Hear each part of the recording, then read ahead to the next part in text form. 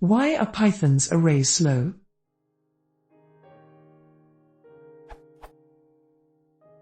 I expected array.array to be faster than lists, as arrays seem to be unboxed. However, I get the following result.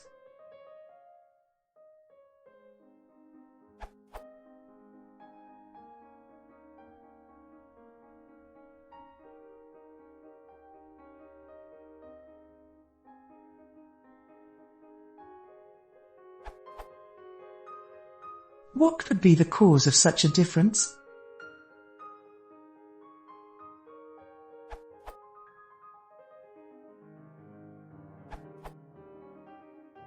The storage is unboxed, but every time you access an element, Python has to box it, embed it in a regular Python object, in order to do anything with it. For example, your sum iterates over the array, and boxes each integer, one at a time, in a regular Python int object. That costs time. In your sum L, all the boxing was done at the time the list was created. So, in the end, an array is generally slower, or requires substantially less memory.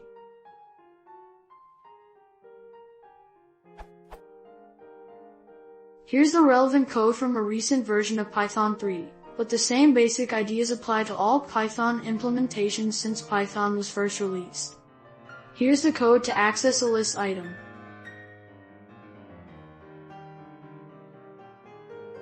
There's very little to it. SumListI just returns the ith object in the list, and all Python objects in Python are pointers to a struct whose initial segment conforms to the layout of a struct Py object.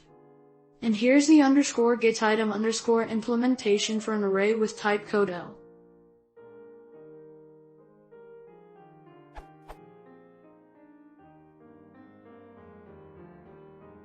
The raw memory is treated as a vector of platform native C long integers. The iC long is read up, and then pylong_from long is called to wrap, box, the native C long in a Python long object, which, in Python 3, which eliminates Python 2's distinction between int and long, is actually shown as typeInt.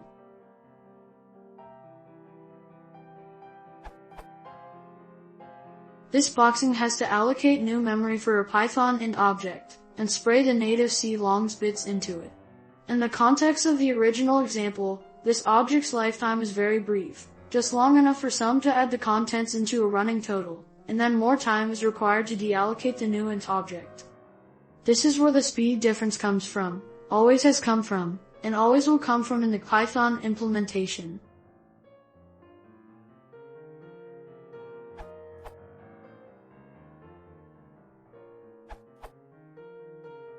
To add to Tim Peters' excellent answer, arrays implement the buffer protocol, while lists do not.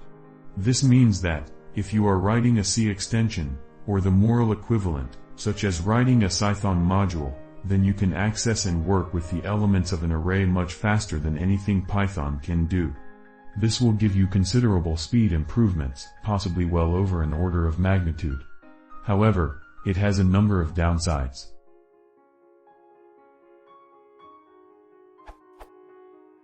You are now in the business of writing C instead of Python.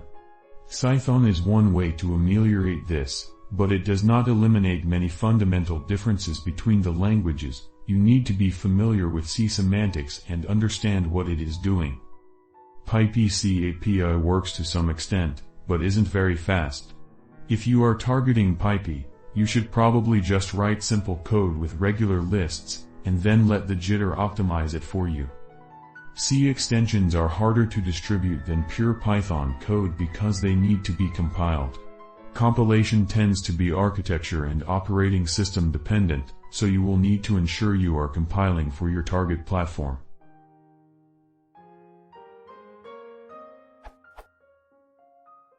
Going straight to C extensions may be using a sledgehammer to swat a fly, depending on your use case. You should first investigate NumPy and see if it is powerful enough to do whatever math you're trying to do.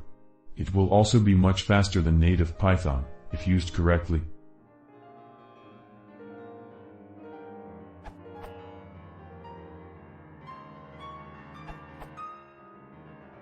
Tim Peters answered why this is slow, but let's see how to improve it.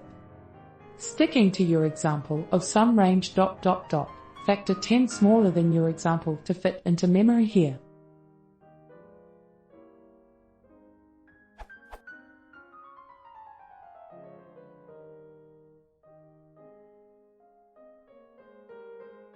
This way also NumPy needs to box/unbox, which has additional overhead. To make it fast, one has to stay within the NumPy C code.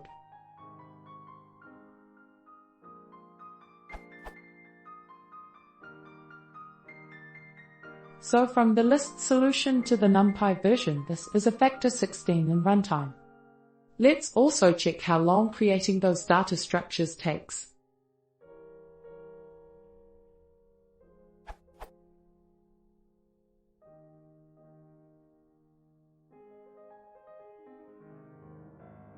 Clear winner, NumPy.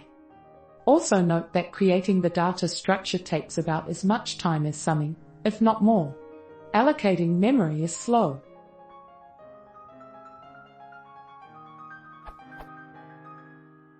Memory usage of those. So these take 8 bytes per number with varying overhead.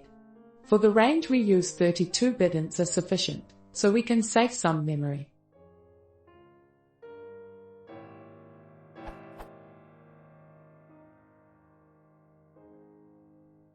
But it turns out that adding 64-bit ints is faster than 32-bit ints on my machine, so this is only worth it if you are limited by memory/bandwidth.